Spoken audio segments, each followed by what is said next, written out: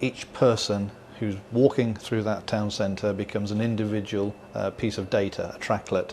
And what the system is doing is following that piece of data from camera to camera automatically.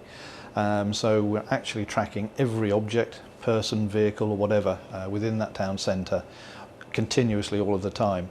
This means when you want to go back and suddenly either locate a person or find out where their journey went, you find them in a slot of video, you do a simple click, and it's like doing a Google search on the data. So you get an instantaneous result which tells you this is the person's whole journey, this is every clip of video that they appeared in, every camera they were in front of, and if they're in the city centre at that moment, it will tell you this is where they are now. It allows suspects to be found much more quickly.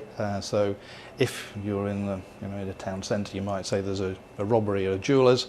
As long as they hear that within a few minutes, they can say the person is still in the network and this is where he is now. Or you may be able to track them immediately to their vehicle if they've left by car. So okay, so from the shop he went to X, Y and Z, they got into a car here and here is a shot of the car and they went off in that direction. We are reliant on technology in terms of the recording systems and the camera control systems and the video and all that kind of thing. But in terms of actually systems that help us to make decisions about what we do with the cameras, we have virtually nothing in that area. CCTV is probably the most visible form of surveillance that's around at the moment, but I think in some ways that probably means it's the least insidious.